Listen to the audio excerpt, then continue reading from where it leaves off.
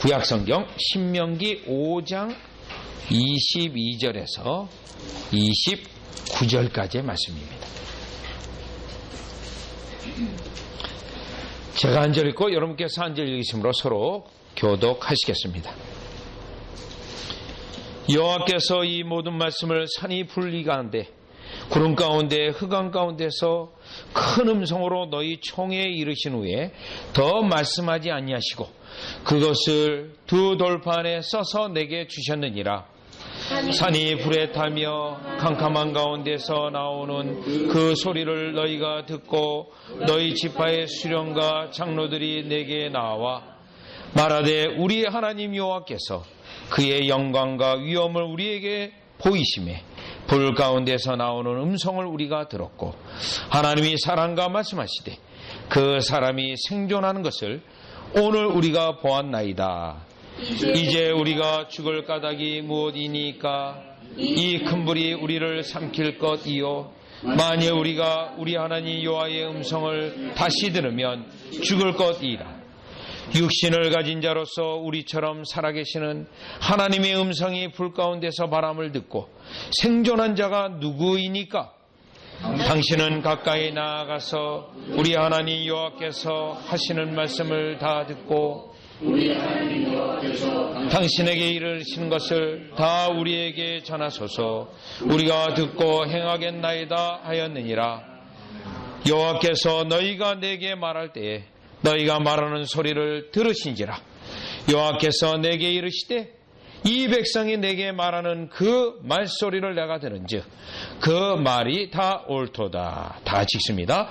다만 그들이 항상 이 같은 마음을 품어 나를 경외하며 내 모든 명령을 지켜서 그들과 그 자손이 영원히 복받기를 원하노라. 아멘.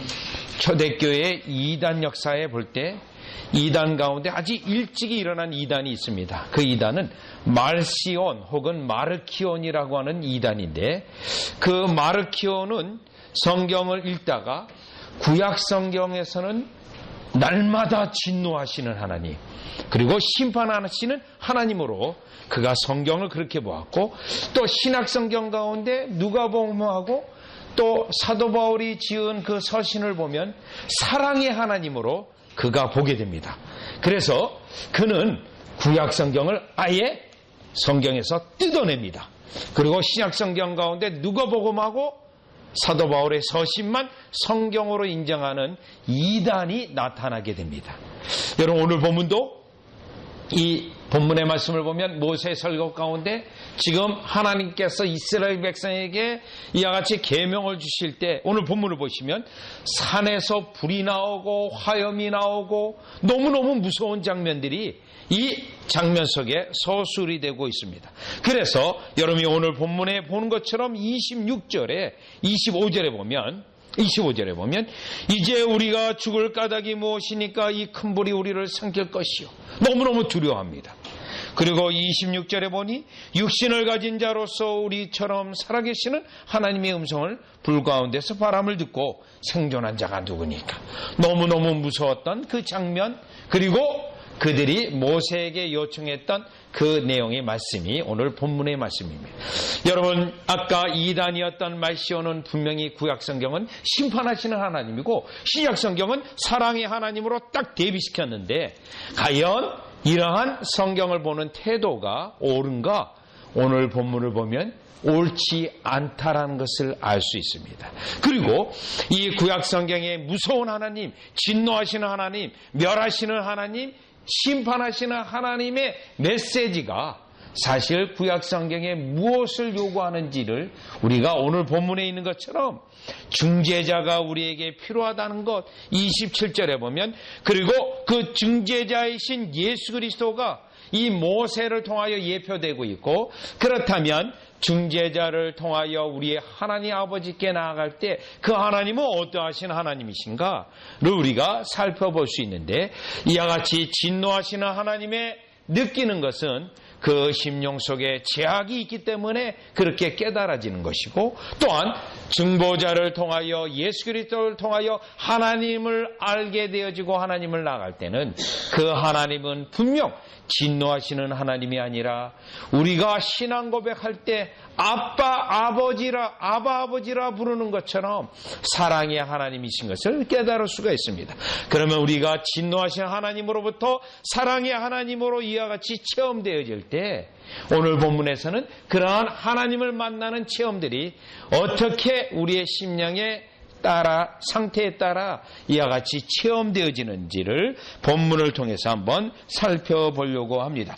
자, 그러면 먼저 여러분 22절에 보시면, 첫 번째로 깨달아 볼 수 있는 것은 우리가 인생이 제약 가운데 있기 때문에 하나님 아버지의 그 음성을 도무지 감당할 수 없음을 볼 수 있습니다.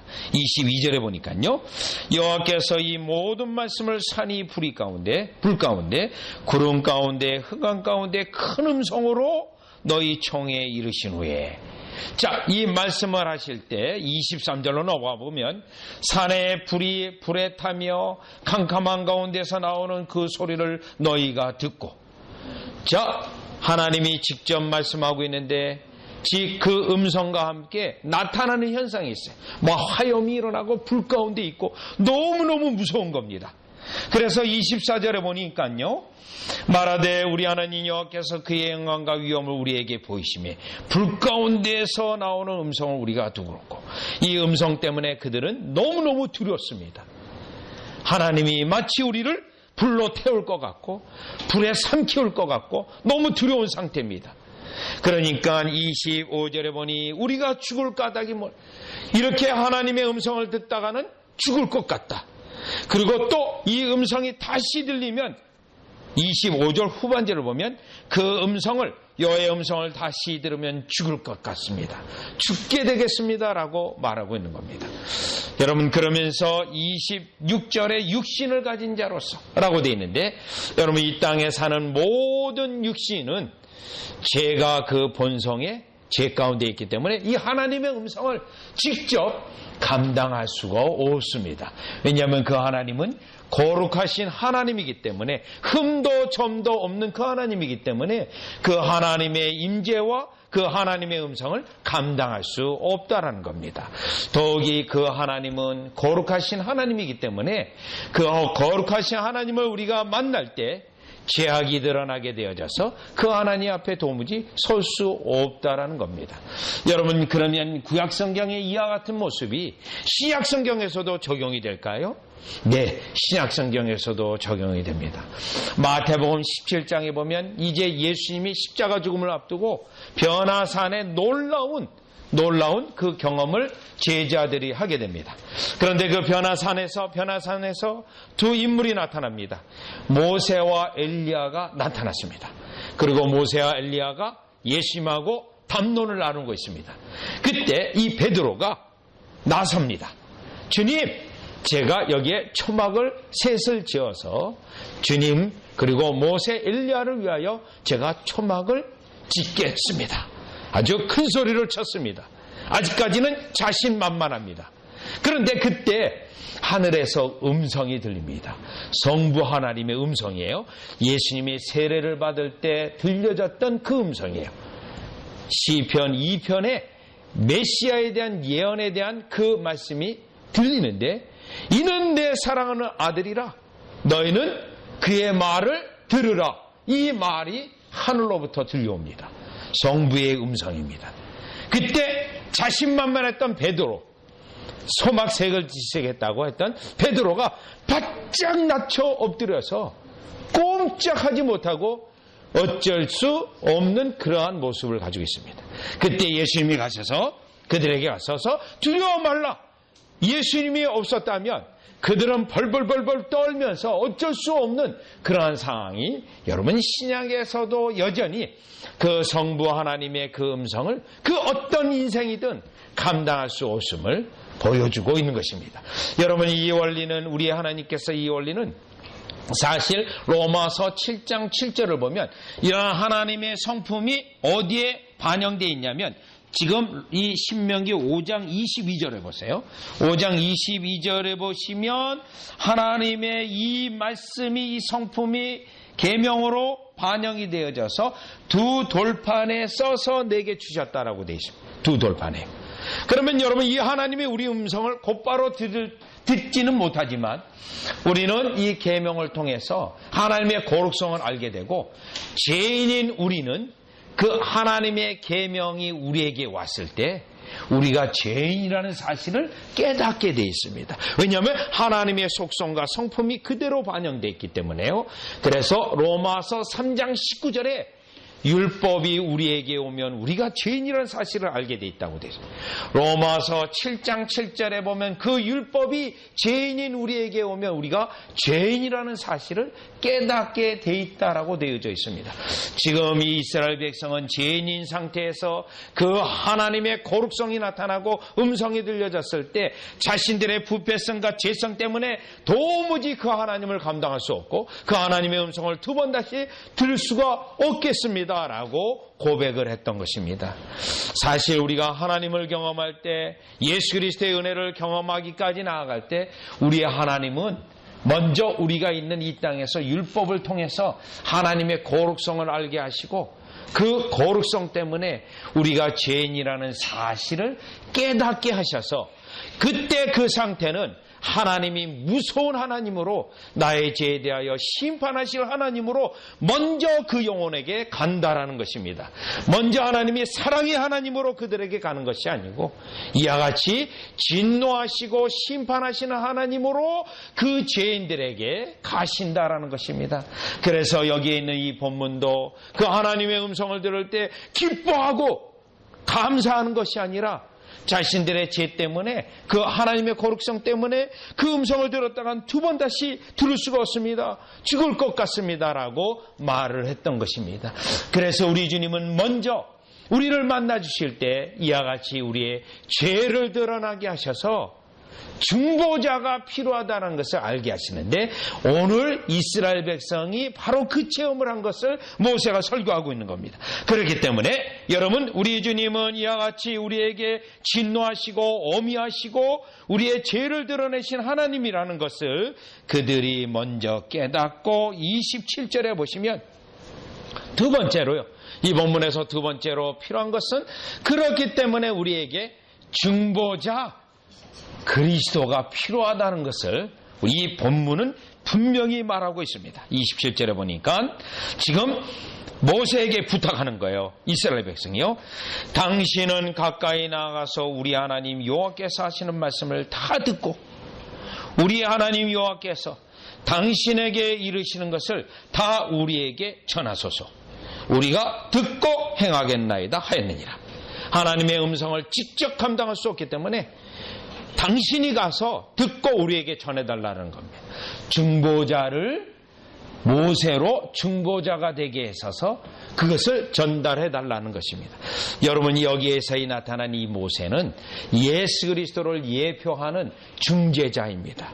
그런데 우리 사실 예수 그리스도는 언제 중재자로, 중보자로 정해놓으셨냐면, 창세 전에, 영원 전에 아버지와 아들이 협약을 맺어서요, 이 아들을 중재자로 서로 세우기로 아버지와 아들이 협약했고, 또 이것을 이미 창세기 3장 15절에 인간이 타락했을 때 그 중재자이신 그리스도를 약속해 주신 거고, 또 이사야 선지자 같은 경우는 이사야서 53장, 52장, 53장, 49장에 보면 여호와의 종이라고 되어 있는데 그 종이 바로 이 중재자이신 그리스도가 되는 걸 말했고, 53장 10절에 보면 여호와께서 그로 하여금 질고를 당하게 하사, 그래서 아버지와 아들이 이미 약속이 있는데 그 아들이 이 중재자의 직무를 감당할 것을 예언하게 하셨고, 예수님이 이 땅에 오셔서 요한복음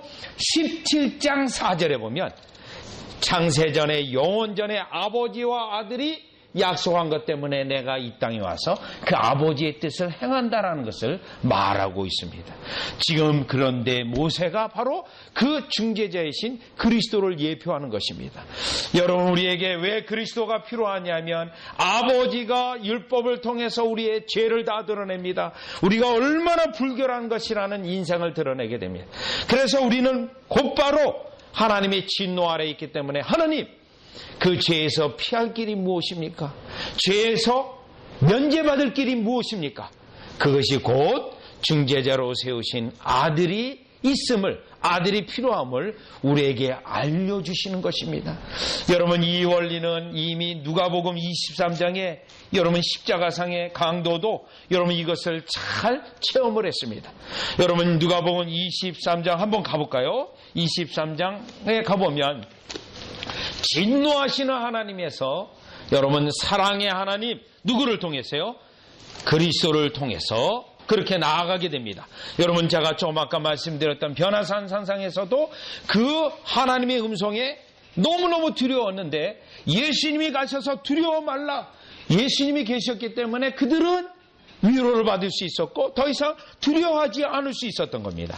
여러분, 누가복음 23장의 40절로 가보시면, 누가복음 23장 40절에 가보면 40장이에요. 구원받는 강도예요. 여러분, 이 구원받는 강도는 갑자기 어느 날 예수님 믿습니다, 아멘, 그렇게 해서 구원받은 게 아닙니다. 사실은 성령의 역사가 그 심령에 아주 강력하게 있었어요.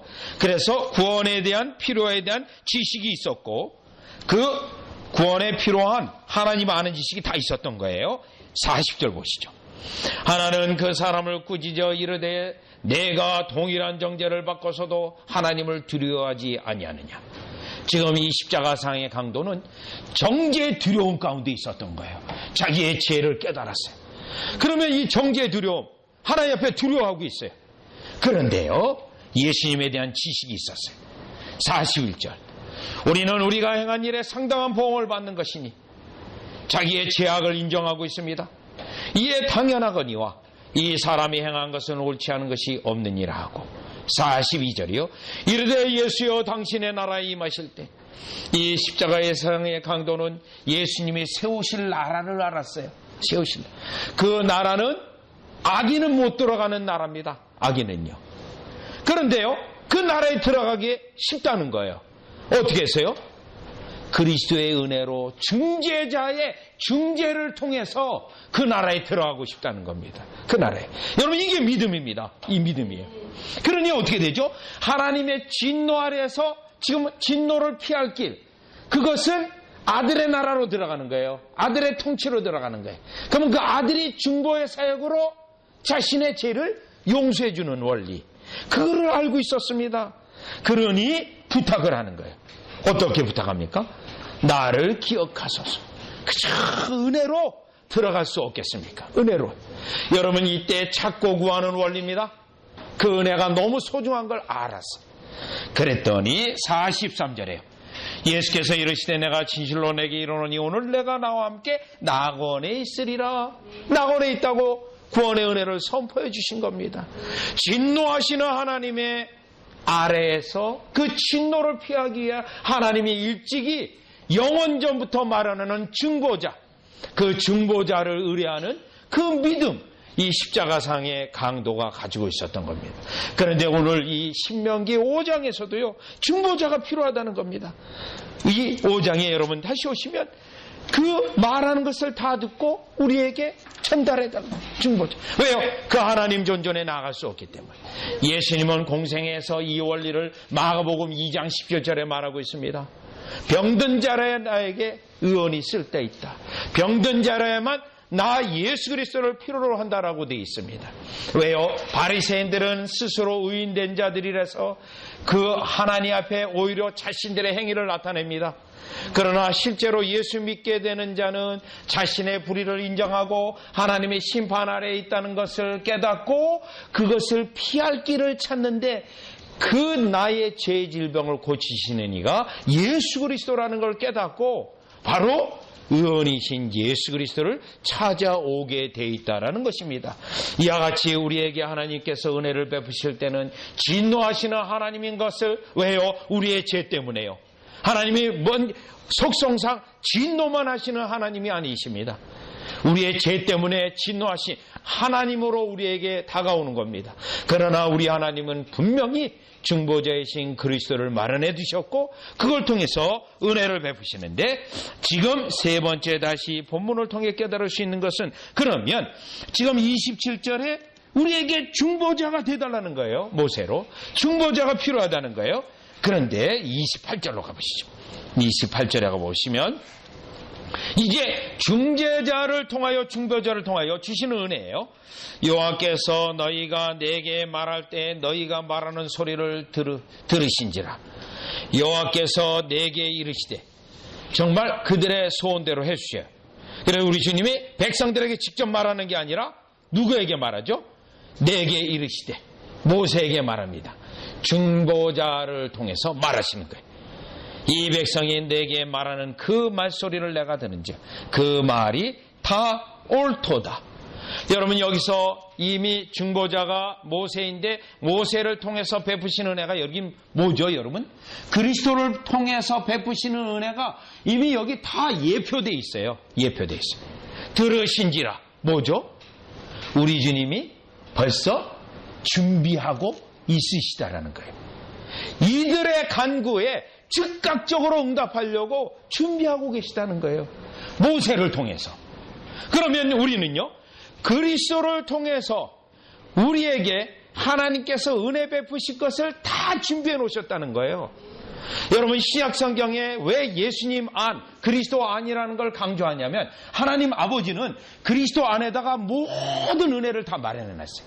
여러분을 의롭게 하는 은혜도 마련해 놨고, 여러분을 거룩하게 하는 은혜도 마련해 놨고, 여러분들이 막 어려움과 고통 때문에 신음할 때 그것도 위로해 줄 은혜도 마련해 놨고, 때로는 여러분이 환난을 당할 때 그거를 피할 길을 주시는 그 은혜도 예수님 안에 다 마련해 놨습니다. 예수님 안에. 그래서 우리가 이 중보자가 얼마나 소중하고 귀한지를 알게 하시는 거예요. 그런데 그 중보자는 지금 하나님 보좌 우편에서 전능하신 능력으로 모든 그의 백성들을 위하여 행하시는 그 중보자 그리스도라는 사실을 여러분, 이 본문에서 분명히 말하고 있는 겁니다. 지금 벌써 하나님은 응답하려고 준비하셨다. 이게 중보자를 통하여, 그리스도를 통하여 오늘날 우리에게 얻는, 응답받는 은혜입니다. 그런데 다시 신명기 5장 29절에 보면요, 다만 그들이 항상 이 같은 마음을 품어 나를 경외하며, 여러분, 중보자를 통하여 그들이 겸손해지는 거예요. 여러분, 중보자를 통하여 겸손해지면서 겸손한 마음을 품어 하나님을 예배하라는 거예요. 그렇기 때문에 지금까지 진노하시고 무서운 하나님에서 예수 그리스도 안으로 들어가면서, 믿음으로 예수님 안으로 들어가면서 로마서 8장 15절에 어떤 부르짖음이 있게 되죠? 아바, 아버지라 부르짖게 되는 거예요. 진노하시는 하나님이 아니라 이제는 그리스도 안에서 사랑의 하나님이에요. 사랑의 하나님. 얼마든지 나의 부르짖음에 응답하시는 하나님, 위로의 하나님이시기도 합니다. 여러분요. 또요, 여러분들이 애끓고 간절히 구하는 것 다 들으시는 하나님이십니다. 그러니 얼마나 친근하게 가요. 아빠, 아버지. 아빠라는 거잖아요. 세계 공용어입니다. 아빠, 아버지는. 네. 다른 나라에서도 다 아빠라고 불러요. 그래서 다른 나라 말이라도 그 아빠는 다 들리게 돼 있어요. 네. 자, 그걸 부르게 돼 있다는 거죠. 예수님 안에 우리에게 주시는, 중보자를 통해서 우리에게 주시는 큰 은혜라는 것입니다.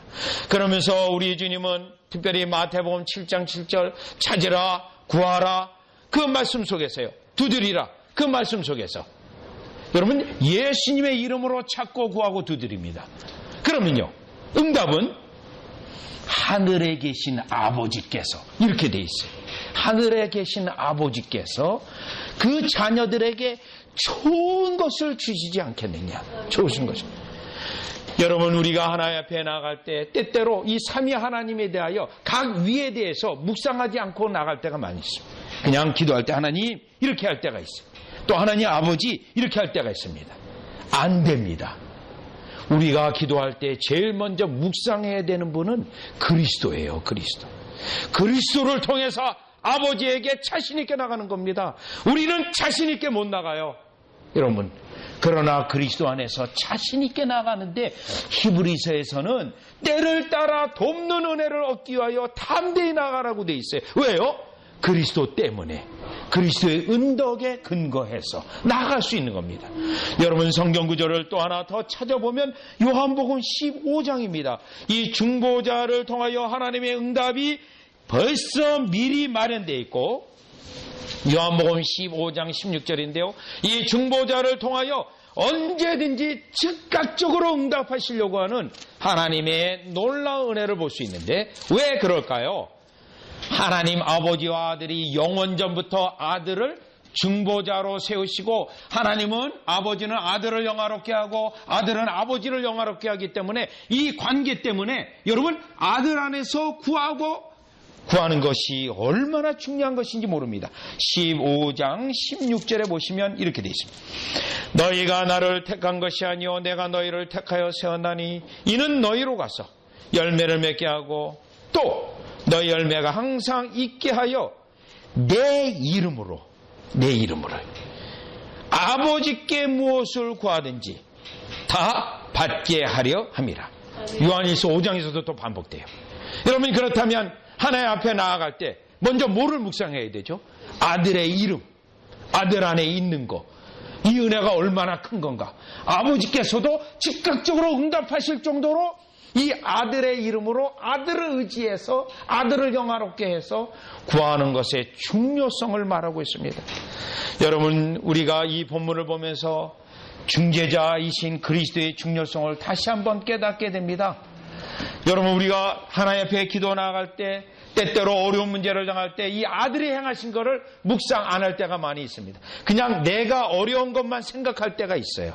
여러분, 그러나 우리 주님은요, 아들이 이 땅에 와서 무엇을 행하고 지금도 그 아들이 우리를 위하여 무엇을 하고 있는가를 성경 전체, 특별히 히브리서 같은 경우는 고난받는 그리스도인들에게 그 아들, 멜기세덱의 반차로 오신 그 아들을 생각하게 하시고, 하늘 보좌 우편 하늘 성소에서 간구하시는 아들을 말해요. 왜 그 아들을 말하는가요? 그 아들의 힘입어서 나와서 간구하라는 거예요. 간구하라는 거예요. 왜요? 그 아들의 힘과 그 아들의 중재자이신 아들이 하시는 일 때문에 그렇습니다. 우리가 오늘날 기도할 때 여러분, 아들을 높이는, 그래서 청교도 가운데 존 오웬 같은 그 학자는 삼위일체 신학을 가지고 완전히 기도 신학을 다시 재구성한 사람인데요. 그는 우리가 기도할 때 이렇게 기도하라고도 해요. 아버지께도 기도하지만 아들에게도 기도해야 되고 성령에게도 기도해야 된다라고 말해요. 그 성령께서 하시는 일 때, 왜? 동일하신 삼위 가운데 세 위시기 때문에 그렇게 해야 된다는 거예요. 또 하시는 일로 구별되기 때문에 그렇게 해야 된다는 겁니다. 그래서 히브리서에 그분이 7권이라는 추적을 썼는데 그 내용이 아주 풍성합니다. 여러분이 오늘 이후로 기도할 때 삼위 각 위를 생각해 보십시오. 고린도후서 13장 13절에 있는 것처럼 각 위가 하시는 일에 특징이 있어요. 성부는 사랑이고요, 성자는 은혜고, 성령은 위로예요. 위로. 그러면 여러분이 기도 가운데 위로가 원한다면 누구를 향해 부르짖어야 됩니까? 성령님께 구해야 되는 거예요.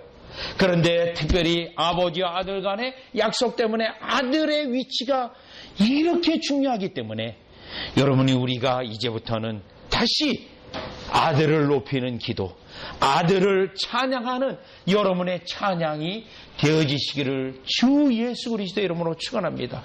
왜냐하면 그 무서운 하나님도 중재자, 중보자를 통해서 다정다감하시면서 벌써 응답하시며 벌써 그들의 모든 것을 베푸실 준비가 되신 성부 하나님은 아들을 통해서 체험되어지고 찬양되어진다는 사실을 오늘 이 신명기 5장을 통해서 이스라엘 백성이 중보자가 왜 필요한가를 그들이 고백하면서 그리스도에게 적용하여 여러분들이 주님의 보좌에 담대히 나가는 오직 그리스도만을 의지하고 신뢰하고 높이는 저와 여러분이 되시기를 주 예수 그리스도의 이름으로 축원합니다.